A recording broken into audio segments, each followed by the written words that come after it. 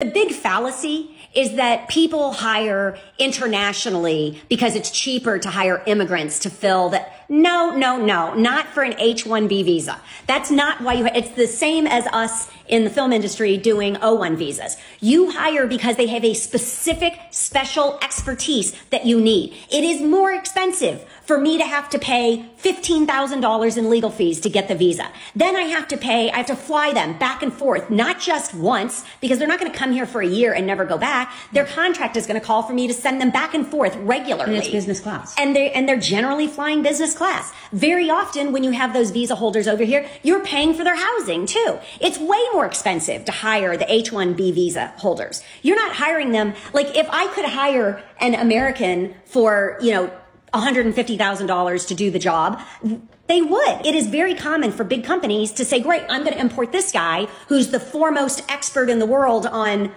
petroleum nuclides. I don't even know if that's a thing. I'm going to bring them over here and they're going to train all of my people. I would rather have just one of them to train my 50 people. I'm not going to have, if it was cheaper to hire them, I'd have 50 of them instead of training people here. Yeah. But they're way more expensive. It's going to bring in millions of dollars, billions of dollars to the government. If every one of those, think about Amazon alone, 10,000 H-1B visa holders times $100,000 a piece. How much does that bring in? Well, here's how much it's going to bring in: a short period of a burst of money, just like the tariffs. But the long-term implications are going to be devastating because maybe it's cheaper for Amazon to move a plant over there. And all of that work that those people were training other people to do here, now it just leaves the country. This is what happens when you have a group of financially illiterate people making decisions. They make short-term decisions that bring the cash in today. Then when the country realizes you completely effed us and vote you out of office, somebody else comes in to try and fix it, and you point fingers at them and go, oh, well, it was working great when I was there. No, it wasn't. India is very upset after Donald Trump made H-1B visas $100,000 to apply. India said that they hope that the Trump administration and they will work together to remedy this problem, as they believe that India and the United States benefit from mutual cooperation and that it has been beneficial for both nations.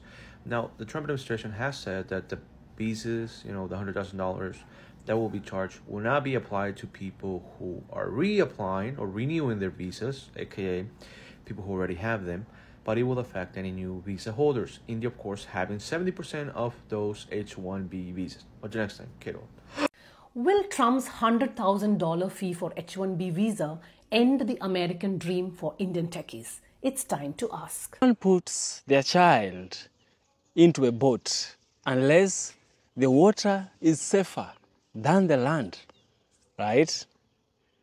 Unless the water is safer than the land, no parent would put their child into a sea. What does that mean? What does that mean? It means that when the normal becomes abnormal, then the abnormal becomes the normal, right? So the reason why I'm saying this specific proverb, it's because it is likened to the topic of discussion today, whereby we find that Indian Americans are facing a lot of hardships and a lot of problems in the United States of America since they are now facing deportations. Reasons for deportations can be so many. It can be that they tried to seek asylum, they were refused, and now they have to be deported back to their country. It can be broken visas that have maybe expired. Another thing, it can be maybe they came as students to study, their term has come over, they may have come as workers, the time has expired and they have overstayed. All these makes them leave, right? But the most cruel way to make a person leave a country is that which has been demonstrated by Donald J. Trump, right? Because even those Indians who have gained citizenship in the United States of America, maybe through naturalization, have all been demoted off their citizenship status and now have been rendered the identity of immigrants. An immigrant can't be a citizen, and a citizen can't be an immigrant. These are two things that cannot be shared within the same entity. Yeah. So the Indian Americans are facing it hard, and I want us to dive into this video, listen to the experience, listen to how they are complaining, and listen to the grievances. I shall get back by the end of the video, of course, where we shall also have a deep, critical analysis. Let's dive in. Crazy turn of events. My boyfriend had to get up out of our Italian pasta making class in Rome and leave. I kid you not, leave. Not the class, leave Rome because of the whole H-1B $100,000 situation that's going into effect Saturday at midnight, and it's literally Saturday midday in Rome right now. So he had to be on the next flight back to make it in time. And so now I'm here solo, but he booked the next flight to anywhere in the US he can find, which is crazy. He'll be fine. Italian vacations can happen again, like not stressed. But it does make me wonder about, number one, people that can't just drop of a hat, buy a ticket back, or number two, too far away in a different country to make it back in time, who have just like had their entire world flipped upside down overnight because it came into effect and happened so quickly. These are times we live in. Anyways, I'm gonna go shopping. Microsoft just warned all H-1B employees in foreign countries on vacation to come back to the United States immediately because starting tomorrow, Trump has implemented a pretty unexpected executive order where instead of $1,000, the H-1B visa application fee is now $100,000. He just 100x the fee. Also changed other rules like making the minimum salary to get an H-1B go up to $150K from $60K. The first is because Trump sees even legal immigration as taking jobs away from Americans. But the problem, of course, is that companies have not been able to find enough skilled engineering talent in the United States, which is why they're looking at people abroad. The other reason he's doing this is, you might remember we covered him firing the labor statistics chief because he didn't like the job numbers, but unfortunately firing her doesn't actually change the job numbers, which haven't been looking that hot even though the market is doing well. And by decreasing legal immigration, it does force companies to hire American workers instead, even if they're not skilled enough for those roles. The other way to get job numbers back up would be to take away tariffs because that gives companies the predictability they need to start hiring again. But obviously he doesn't want to do that, so this is an alternative where he just stops the visa programs, and that probably would pump the job numbers up. The other reason is he wants to pay down the American debt. Last year there were 500,000 applications for H-1B visas that companies submitted, which would have raised $500 billion if they had all paid $100,000. Of course, once the $100,000 fee is implemented, most people are not going to submit applications anymore, but Trump is still estimating like $100 billion could be made from this program because he's also letting people buy visas on their own for $1 million. I do think a lot of exceptions will be made to this pretty insane rule, especially for his friends. Like, my pod prediction is that he's going to give Zuck and all the people that were like front row at his inauguration an exception or have some type of backdoor loophole. So if he does do that, the real people that'll get screwed over in this are tech startups as well as hospitals, because a lot of people in residency in the US right now, as well as doctors in rural areas, are on H-1B programs. For fellow internationals and anyone working in the US on a visa, we are cooked. So Trump just signed an executive order that adds $100K yearly fee on H-1B visas. So in simple terms, what this means is that your company will have to pay the government $100,000 every single year on top of your salary just for them to be able to hire you. This is insane. As you can imagine, this would be extremely devastating to all internationals if it doesn't get blocked by the Congress or the Supreme Court. Because it basically makes it extremely hard for companies to hire and retain international talent. And if you have ever tried to get a job in this country as an international, you know how extremely hard it already is. So now this is gonna make it just like 100x harder. It's gonna be nearly impossible to get a job unless you're like, you know, a top AI researcher who's like sought after by the top labs or something. Canada, here I come. No, but seriously, it might be worth it to start considering other immigration options or, you know, different visas like the O1 visa that doesn't have this applied to. Again, this is major news for all internationals in the US. I really hope it gets blocked because otherwise it will severely impact international talent and high-skilled immigration in America. But I guess we'll find out more over the next few weeks. This H-1B executive order is going to expose America's mediocrity problem. You will soon realize that America's greatest export is the fruits of the labor provided by the people they import. Silicon Valley runs this world, and they couldn't have done it without H-1Bs. Your phone, the internet, almost every fucking app you use was built by an H-1B. America's big tech companies and oligarchs are not moved by this, and slowly you all are going to realize that they don't give a shit about America. Because by disincentivizing H-1Bs, you're just giving them more incentive to outsource completely to India or China. Cheap labor is the name of the game. The moment America becomes unprofitable, their interests no longer align. Hypocrisy is also blatant with the introduction of the gold card. These people will scream America first from the rooftops, but suddenly a $5 million payment is enough to become American? Oh right, the only American value they care about is money. As if this country isn't already corrupted by rich elites, let's bring in some more from different countries. Because fuck assimilation, money is our culture. Believe it or not, we don't have a plethora of domestic talent. Our education system is mid, but of course there's no talks to reform that. But instead they target some of the most productive members in American society. Disincentivizing H-1B recruitment in favor of US citizens is like Kim Jong-un in North Korea hosting his own Olympics, but forgetting to invite the rest of the world on purpose, just to increase team morale. Participation trophy. It's myopic. It doesn't solve anything. Why is America behind? Why is America average? You're not making America great. You're at a critical time exposing us as mediocre. You are stifling innovation in the tech sector during the AI arms race. And you will soon see that big tech corporations really don't give a shit about what the president says. Because if Mark Zuckerberg became president, he would lose a significant amount of power. Wrap your mind around it. There's this like desperate urge to do postmortems of this election because it feels like it gives us some semblance of control.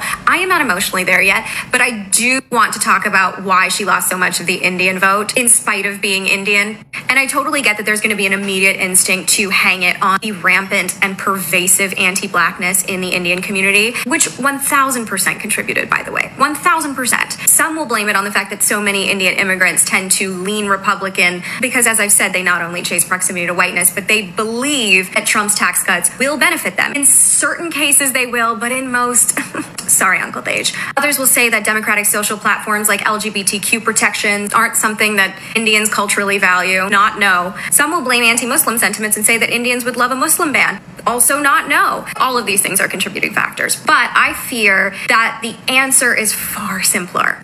Did you know that gender reveals are not a thing in India? Not because Indians wouldn't love an excuse for another party, but because it is actually illegal for your doctor to tell you the gender of your fetus.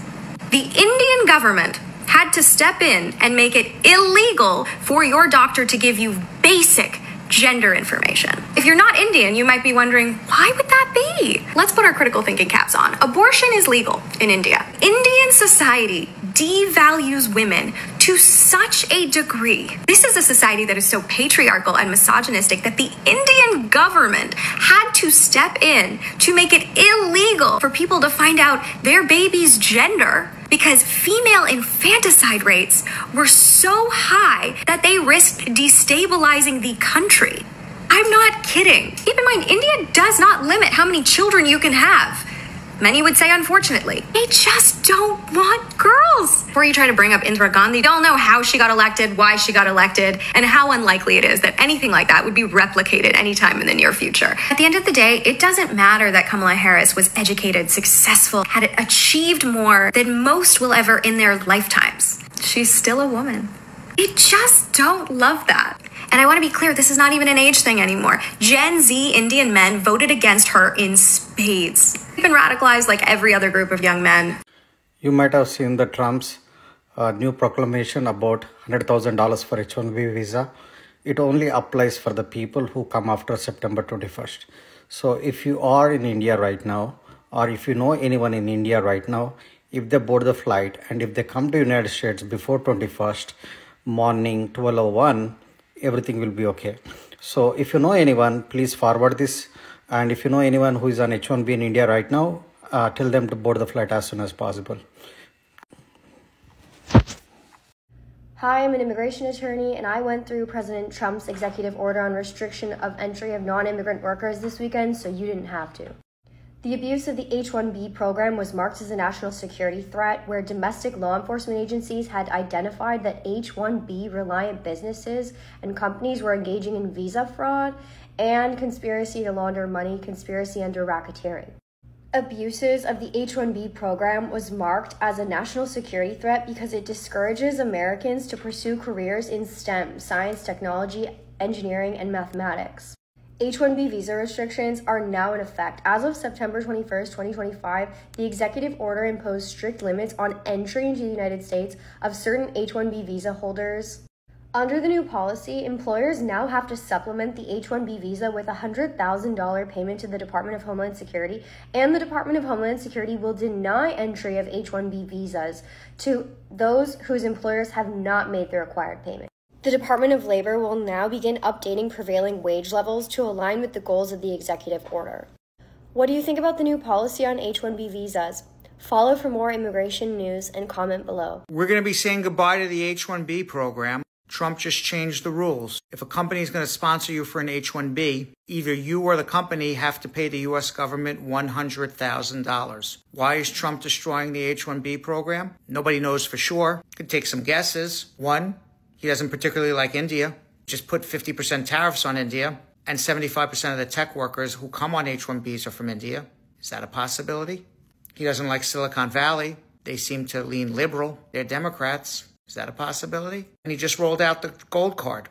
He just wants people to invest $1 million and come here and get a green card. He thinks entrepreneurs are the way that we're going to build the United States, not with tech workers. Maybe there's some other reasons too I can't even think of. What do you guys think?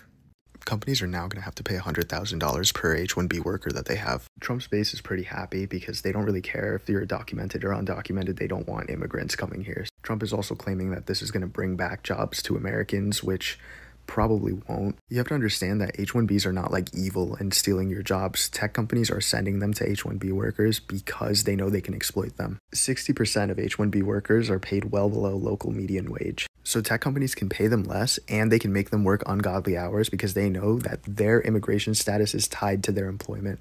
So if you lose your job as an H-1B worker, you have 60 days to find a new one, otherwise you're out. The companies that were using these workers to cut costs are not going to just magically start giving these to Americans that are going to ask for more money. They're probably just going to outsource the jobs. Another interesting thing here is the timing of this. So 75% of H-1B workers are Indians, and he has not been getting along well with India recently. So maybe this is retaliatory. Trump just gave his friend Modi quite the 75th birthday present. New immigration restrictions that will hit India hard. The country accounts for more than 70% of all H-1B visas in the US, and the $100,000 entry fee companies must now pay for every new worker will effectively gut the program. The change will force outsourcing firms like Bangalore-based Infosys to rethink their business strategies. Its stock already fell after the announcement.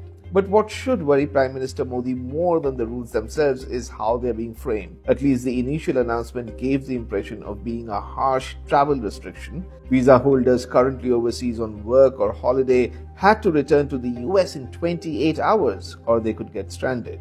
Families could get separated.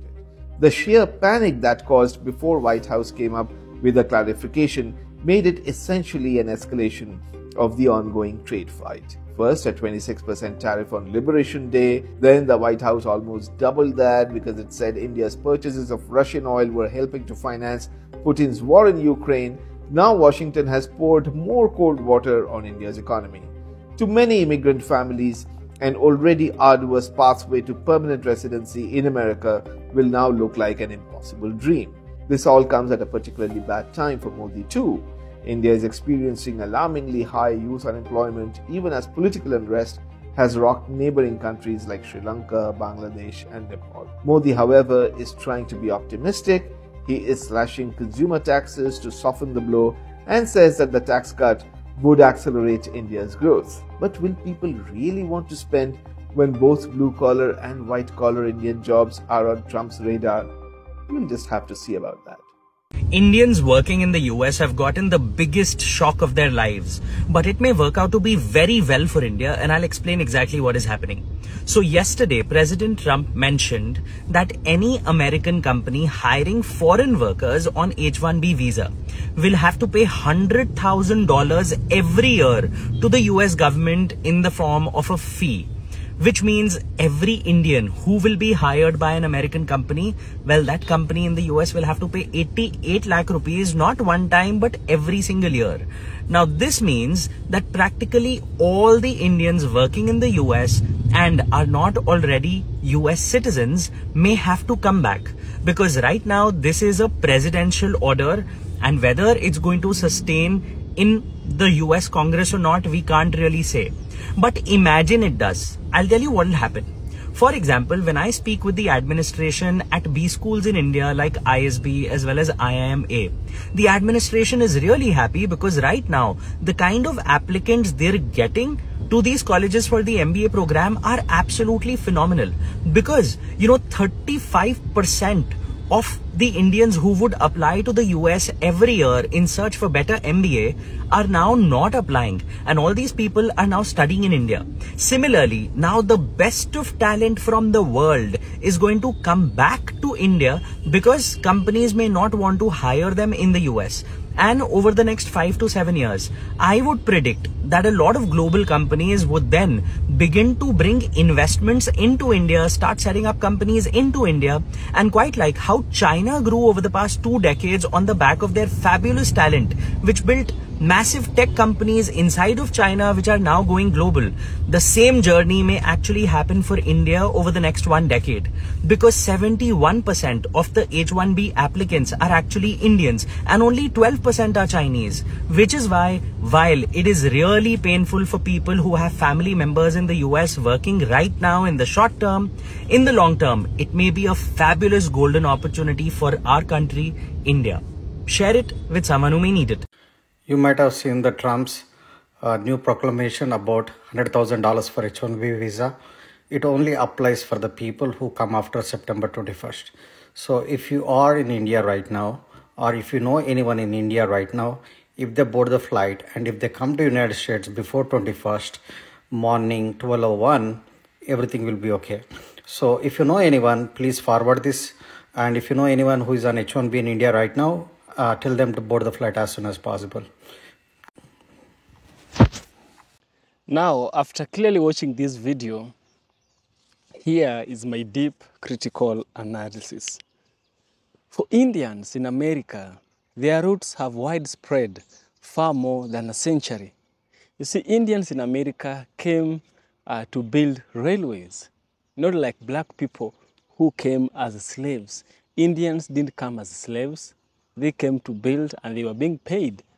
For black people, it was free labor, right? But this discussion is not about black people. It's about the Indians from India. So they've been in America for close to a century, right?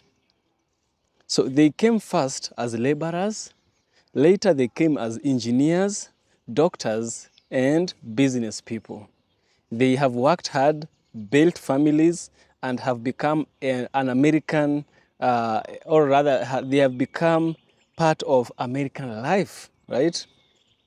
Yet, the wind of politics, racism, and immigration laws sometimes shakes these specific individuals, right? So deportation is one of those strong winds. To understand this, we need to know that Trump is a radical man. Trump is a man who pushes racism as an ideology that is to be permitted, because he uses the slogan, "Make America Great Again." Make America Great Again is having very disturbing premises.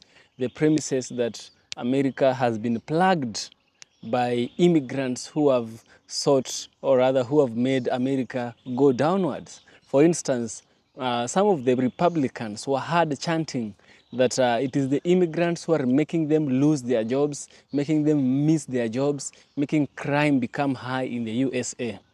But you see, crime is not a thing of immigrants. Crime is a thing of human nature. And I believe those who live in America, even before the immigrants, were humans. Right? So I want us to go as deep as we can about this story of deportations. So, early history of Indians in America. The story of deportation does not begin today with Trump. It began when Indians first arrived in the USA in the late 1800s and the 1900s. Many of them came from a region called Punjab. They worked in California farms, on railroads, and in lumber mills. But America at that time had racist laws, right? What are these racist laws? The first one was called the Immigration Act of 1917, which banned most Asians, right? So this Immigration Act of 1917 banned the Asians. We also had the second law, which was the U.S. Supreme Court case against United States versus Bhagat Singh Thind. So there was a case against a man called Bhagat Singh Thind against the states of U.S., right? This was happening in 1923. And now the court ruled that Indians were not white and therefore could not become American citizens, even if they had lived in America for years, right? Remember, the first act was the Immigration Act of 1917, and the other one was of 1923. You are not white, you are not an American citizen. That is a racist constitution, right? What is racism on the basis of it? Racism is like segregation, preferential treatment based on skin color, right? So another thing is that many Indians lost property and were deported after then. Here we see the first deportation, right? We see the first case of a nuanced idea of racism in the courts of law, right? So deportation was not just about law, it was about race. The law was written to protect whiteness and exclude others. Indians were caught in that net, right? So this other thing that we need to understand is Cold War and new immigration and how it has facilitated the discriminatory act that is being conducted on the people of Indian ancestry. So by the 1960s, things changed. The US needed skilled workers. The 1965 Immigration and Nationality Act removed racist quotas. Suddenly, many Indian doctors, engineers, and scientists entered the US. They were welcomed because America wanted their brains, not their bodies.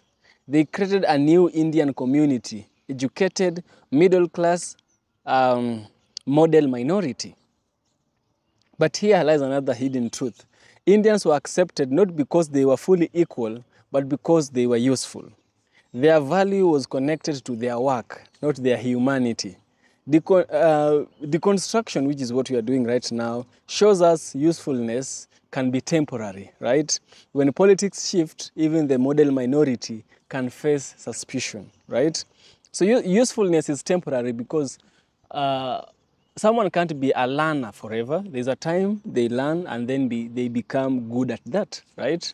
Eventually, the Indians lost the privilege that was set by their pragmatization, right? So let's look at deportation in the times of, or rather in the age of Trumpism. Under Trumpism, immigration became a battlefield. Trump's government said America was full. He built walls, banned Muslims, and increased deportations. Indians were not at the center of the wall, but they were inside the deportation machine, right? So for instance, we had the H-1B visa workers. Many of them Indians faced strict rules, delays, and denials. Families lived in fear. Another one is students from India who made small mistakes in paperwork sometimes faced deportations. The third is some Indians who overstayed visas or worked illegally were detained and deported, right? Now, deportation under Trump was not just about law. It was about fear. Fear of foreigners, fear of losing jobs, fear of changing demographics. Indians, even though often seen as hardworking, became part of this fear. The fourth chapter, Indian Americans and identity politics. Indians in the USA today face a double position. On one side, they are praised as the model minority. They win spelling bees, run tech companies, and even enter politics. Kamala Harris has Indian origins. On the other side, they are still seen as outsiders. After the 9/11, many Sikhs who are Indians were attacked because people confused them with Muslims. Deportation is another way of saying you do not fully belong here, right? Indians are both celebrated and excluded. Their presence is allowed when it benefits America, but threatened when politics demands a scapegoat, right? You see, this matter has even been discussed by professors. It has been discussed by people of great knowledge, right? And many Indian and maybe also black professors who have done a thing on sociology and political science explain these acts of Trumpism through what we call critical race theory, right? One idea is that America defines itself by who it keeps out. Deportation is a tool of power. It is only about removing a person. It is about sending a message. You are not truly part of us, right? Trumpism fits into this. Trump used deportation to perform power. He wanted to show his base that he was defending real America. Indians alongside with Mexicans, Africans, and others became part of the symbolic struggle.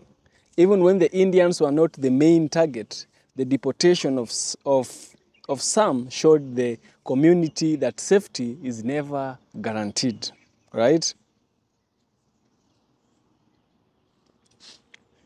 And so the Indians who are speaking with videos we've watched is a day-to-day experience of Indians in the United States of America. Here's what I added. Indian Americans are now one of the fastest growing immigrant groups in the US. Many are wealthy, but many are also working class.